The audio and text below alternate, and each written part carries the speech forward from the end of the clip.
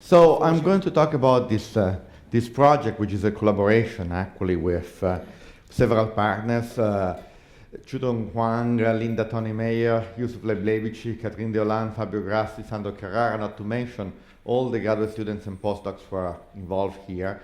And this is really a nice mosaic of institutions from EPFL to ETHSED to companies like Nestlé Menarini that are actually supporting this project. So let me give you an outline for this presentation. I would like first to introduce the project, say what are the objectives, the motivation, what is the roadmap, and then focus on two aspects. One is the new nano biosensor technology, talking about nanostructure sensors and showing experimental results and comparisons. And second part is to talk about the related microelectronic circuits that deal with data acquisition and energy harvesting, which is an important issue for this type of project. I'll also conclude by talking about biocompatibility and test on the sensors and finish with an outlook for the future. So what are our objectives? The objective is to design an implantable wearable system for the continuous monitoring of human metabolism.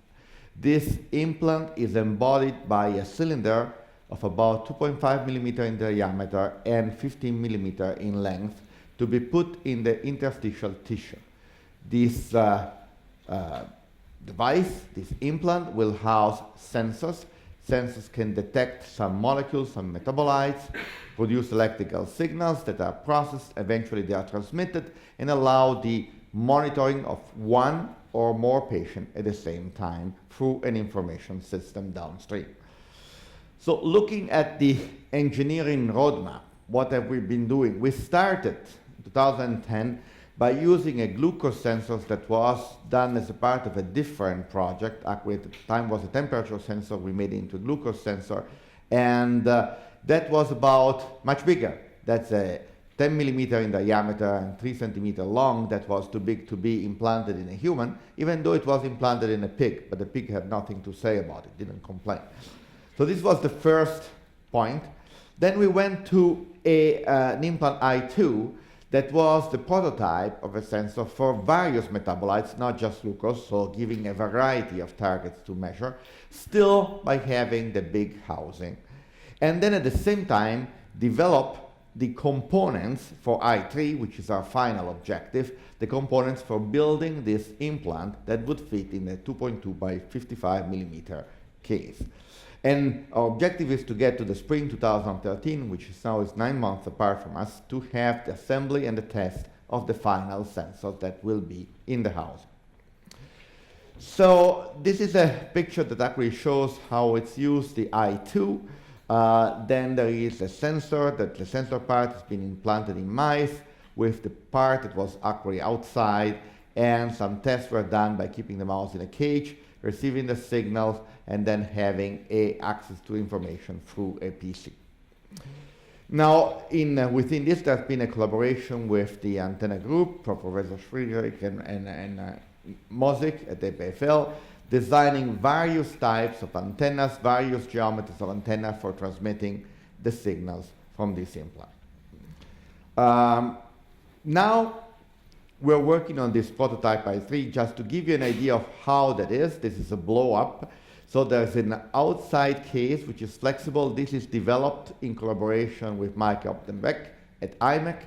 And so we're looking at, on one side, at the flexible casing that can be implanted, as well as the membrane that actually would allow the metabolites to get and touch the sensors. And then you see within the red part, the system that's being done at the EPFL, which involves the biosensors, the interposer circuit, which does the connection, and then the chip for prototype for processing the signals, as well as the antennas. So this is another view. There is this interposer, which is passive silicon that actually houses the sensors. By the way, beside the molecular sensors, there are sensors for pH and temperature, because you need to calibrate the data. There is a chip, which is an IC, CMOS standard technology, which actually put on top of this interposer. And then there is the inductive coil that it's used for power harvesting as well as for data transmission, and this will fit into the casing. So now if you want to see what's been achieved, this picture here would show the interposer with the 5 areas for the sensors on it. On the bottom part, you will be able to see the chip. And in this picture here, you will see the antenna compared to a coin of 1 franc, which is actually much smaller than what you would see on the screen. So that's the antenna that will go under this device. Now, this device works in connection with a patch. This patch is to be put in a Band-Aid to put outside on the skin of the body, and this is the prototype of it. It's a simple system that does the power transmission, does the data receiving, can be used also to program the implant, and this will communicate via Bluetooth to some external device that could be an iPhone or can be any other device that will provide the data and send it over to the network. So, having said this, what are the scientific highlights of this project? Well, first is the realization and test of these nanostructure sensors for various metabolites. Our objective is not to sense one metabolite, it's to be able to do simultaneous, continuous, multi-metabolite sensing with high sensitivity and a limit of detection which is lower than what is typically done by sensors of this type. At the same time, we've been working with EMPA for having new genetic engineered probes, for having robust probes that actually can have a long life inside the implant. On the electronic side, we've been working on the integrated low power programmable data acquisition electronics, and also on a system for having power and data transmission means. Because an implant which is inside the body is best if relies with no batteries. It's best if energy is provided at the time in which you want to have the information. And there we work actually with this scheme that has a multi-layer inductive coil that does the power and data transmission. And actually we have been experimenting with various means of transmission. I will only show one style because I want to give you a flavor of the project without getting in all the technicalities.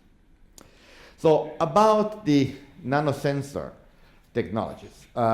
We are after targets that are typically glucose, lactate, glutamate, ATP, and others. We would use corresponding probes, and this slide actually would show how these probes would be put on a screen-printed electrode, which is the starting point for the I2 prototype. Now, this picture here would show some microphotographs of the electrode that then gets nanostructured with carbon nanotubes, multivolt CNTs that are put on.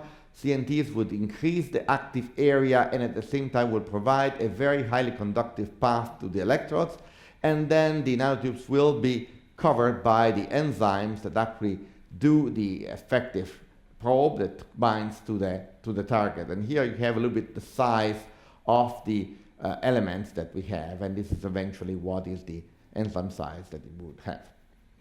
So for the final prototype, also we have been looking at technologies like using Kitasan as a gel that can be used to put in place or to solidify and put the probes in place onto the sensors. This is part of the experiment that we're doing with Ironic.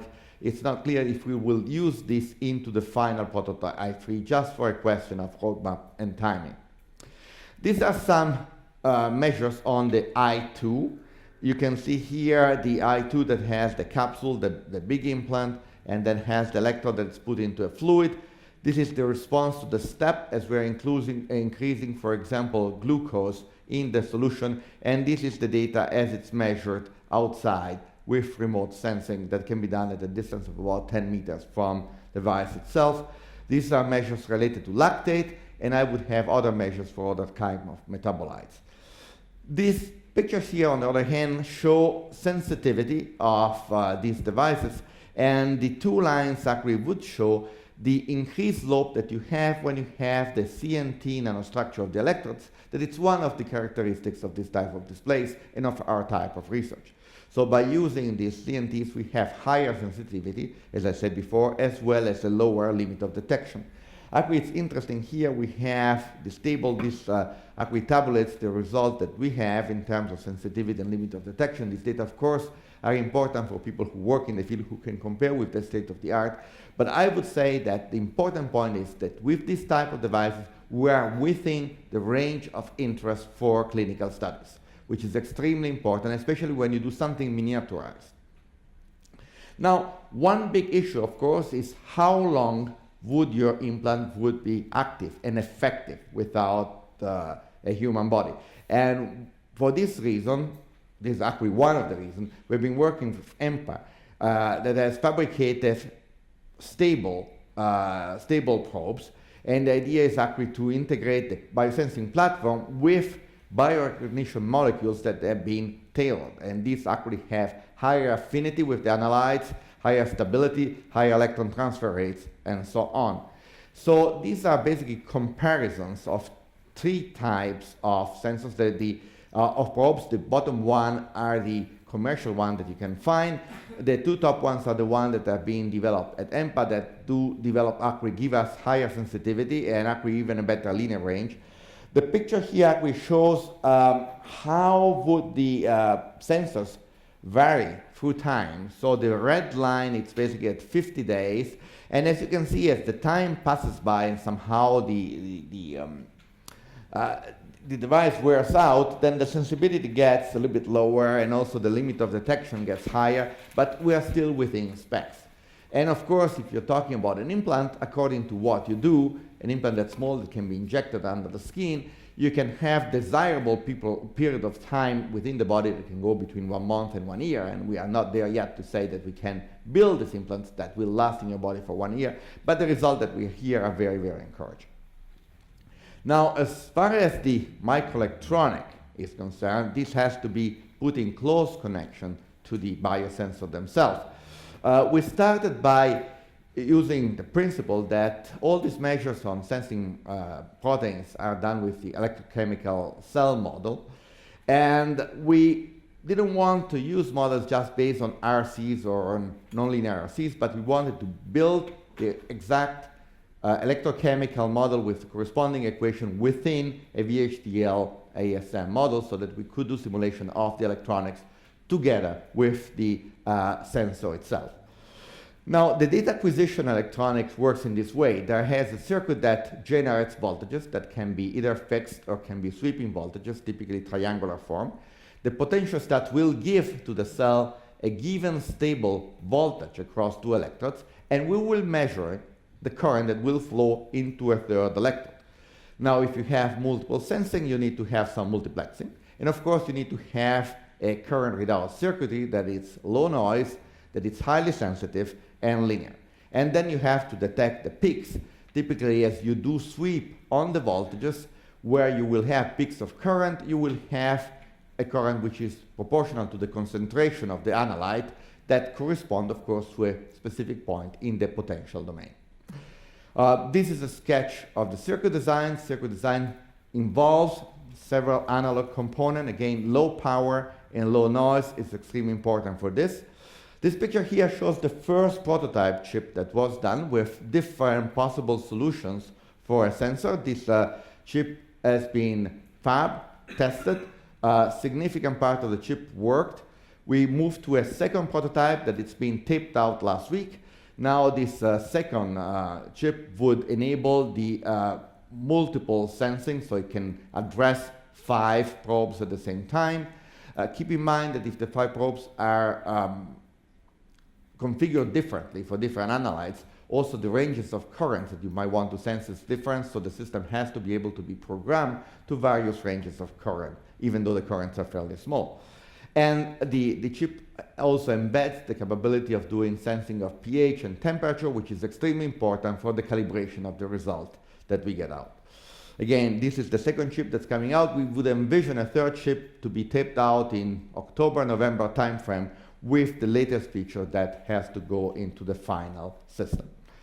Something about the patch. The patch is what you've seen outside. It's able actually to transmit power. You can actually transmit in air up to 15 milliwatts. This is the picture of the patch on the left together with a phone.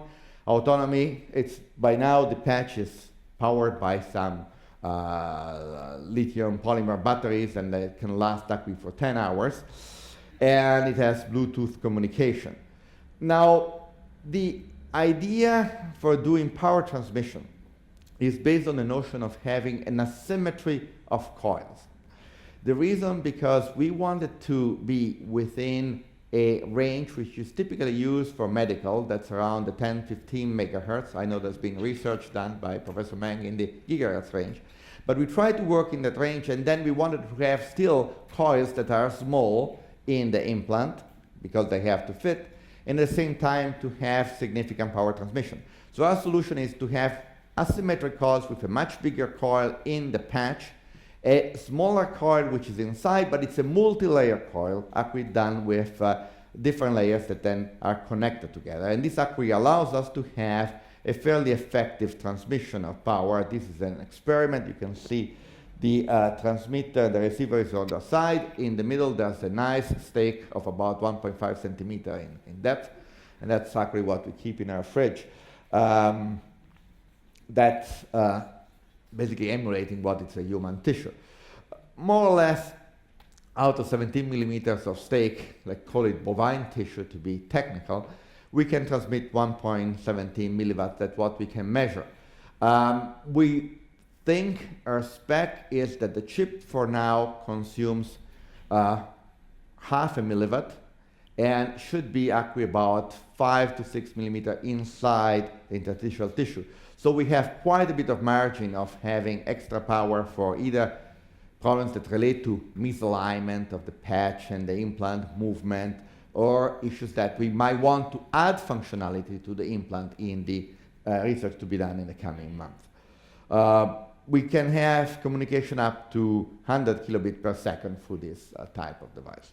This is measured.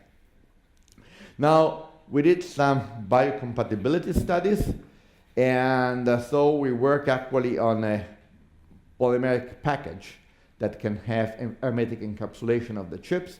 We realized that we didn't have enough expertise in-house, so we developed a partnership with IMEC in Leuven to work actually on the packaging. One of my graduate students is actually still up there in Leuven working on this package. And so one thing is to do the package, to look at the biocompatibility, the toxicity of this material with living cells. And at the same time, we have looked at tests on induced inflammation on animal models. Actually, part of this research is done at IRB in Bellinzona with Fabio Grassi, who's probably here in the room. There he is, Fabio. And this is actually to try to predict how the device can be harmful when it's put inside the body. And of course, experiments are done with mice and rats. These two pictures we show, one is the mice that has an air pouch that it's done in order to simulate an inflammation, actually to create an inflammation.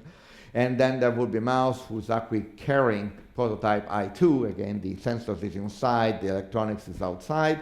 And this picture here we compares in the two systems, you know, with the device inside and with just the air pouch, concentration of neutrophils as well as ATP that are symptom of inflammation. And you see that the actually box on the right that correspond to our sense of the thing that it's actually physically inserted inside the mouse doesn't differ too much from the case in which you have the air pouch only and you don't have any material there. Of course, there is an inflammation there whenever you put something which is strenuous, but the thing is not pathologically higher for our type of devices. Conclusions and outlook of this work, you know, what the current status is that we have been working on this implantable and wearable system for health monitoring. Top-down design is done by using a system that has 4 major components: the sensor, the interposer, which is this flat passive silicon chip that will house the system, the microchip, which is a CMOS chip that will do the electronics, and the antenna. And everything goes into this housing, and then there's the external patch, which is a different object. It's basically designed with different technology because it's external. Together with this kind of a top-down path toward the design of the system, there's also bottom-up research that actually targets several issues. One is the multi-target sensing. The other one is to do the integrated low-power electronics, the power and data transmissions, the search for new target molecules, and the experiments of the animal models. These at least are some of the highlights of the research. There are some other topics that are also very important, but I cannot mention all of them. So in conclusions, implantable ironic is a contribution to bioengineering. The idea is to design a versatile biosensing platform. And I like to stress the notion of platform, because I do believe that in the case of sensors, and new implants, to develop them from a commercial standpoint, it's very expensive. There are fields like glucose, which is very well known because there's a market out there. If you find other elements that you like to test, ATP, lactate, or whatever you think is appropriate, developing appropriate sensors may be extremely expensive. And that can be an impediment for industry and the medical field to get into that. Conversely, if you design this system in a modular fashion, and our prototype is modular, it has five areas that can be personalized to sense different metabolites. If you have electronic, which is modular, you basically bring to this biosensor design concepts that come from microelectronics, from standard cell design, and so on. So the notion of a common platform helps reducing the cost, because eventually you can think that manufacturers could have one platform for various applications that then can be personalized to the specific type of pathological analysis. And therefore that will correlate to volume production of the devices, reduction of cost, and therefore commercial feasibility, and therefore advance of science and medical practice. So what's very interesting here is the fusion of various disciplines that come in, from the biochemistry of the surface to the electronics to the data processing. And we had, as I said, the notion of testing animals that are being successful. So contribution to the fundamental research relate to design of nanosensor. The nanosensors that I've shown before have properties that are superior to standard biosensors, not only because they are integratable, but also because they do perform better in terms of limit of detection and sensitivity, which is key for medical analysis. And then, of course, the design of novel electronic circuits for low power, low noise data acquisition, and energy harvesting methods. There's still space for a lot of work to be done that will go beyond what is the scope of the Ironic project per se. One issue is to look at all issues related to noise. Noise as produced by the sensor itself, as produced by the electronics. We do know how to model noise from the electronics, but it's much harder to characterize the noise and the granularity of the electron transfer that happens in the chemical reactions that happen during biosensing. There is a notion of security.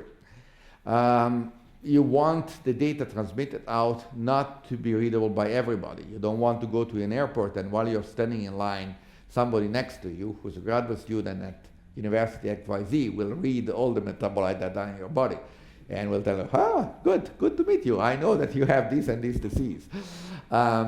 Actually, it's a very serious problem. You can think in the future of people having also multiple implants, and you want to make sure that these implants will not interfere with each other. You can, of course, provide security through obscurity by making the data encrypted in a strange way that people cannot read it. But you have to think also of the case in which a person would have a medical emergency, and then under emergency, then a doctor might want really to read the data out in an easy way. So securing, encrypting this data is extremely important. And of course, it's difficult to do that when you have a very limited power budget, as it will always be if you have an implant. So I would think that this area is very interesting per se for engineering, for science, and also there are some branching out to other disciplines that are very significant. I'd like to thank all the people who have been working on Ironic that actually make this project possible. Thank you very much, and thank you to partner Menarini, actually, that provided us with devices and with very important data. Thank you, Danny, for this presentation. We now have time for questions.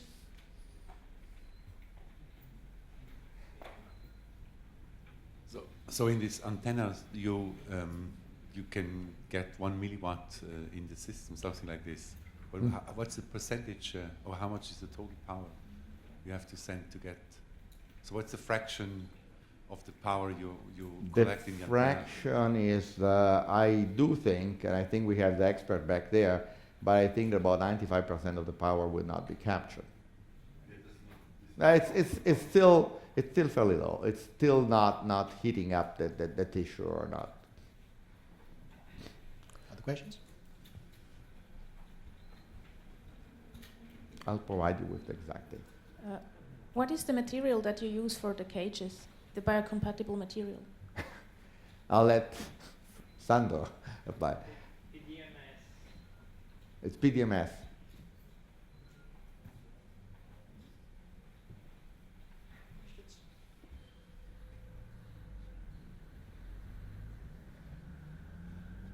Okay, I may answer the question about Oh. the power transfer. So the efficiency is roughly 4%. So actually to get 1 milliwatt you are sending, yeah, you need you have an efficiency of 4% between the two cores. That's it. I was 1% error margin. Thank you, Jack. We also have a question about the biocompatibility, because you've given information about inflammatory phenomena. For the mobile phones, there have been also a lot of studies on which impact the wavelengths or the regular signals in the form of waves impact in terms of reaction of cells. Are there any worries to have for this type of technology where not only information is transmitted, but also energy? I do think that nobody has raised concern in the 10 megahertz band. I think that's a band which is actually used for medical. I think concerns, phones work in the gigahertz band. Probably if there are concerns there, which I don't believe there are, but if there are maybe at that frequency, and then the fact that you keep the phone close to your ear and it's not too far from your brain. I think that's where the problem comes from. I'd like also to add that we have also a side activity in looking at power transmission, I think, in the gigahertz range. I didn't talk about it, but that's a side activity that's going on just to have a comparison point. And I would have a second question, if I may. Sure. The whole technology that have been presented, relying on devices that you put under the skin, has a limited range in terms of depth, how far you can go in the body. Does it have any impact on constraints on what type of metabolites you will be potentially interested in, or is the human body made in such a way that anyhow, if you want to measure something, you will get it close to the skin at some point or the other? It's a hard question to answer. I think this works under the assumptions that you're really sensing something that can be not too far from the skin, can be in the interstitial tissue. If you had to have a pathology by which you have to put the sensor inside the bone, this type of system would not work, because we are not within spec for the power transmission. So it's this, of course, is not solving all the problems. But I think there's quite a large family of problems, pathologies that can be addressed by this type of devices.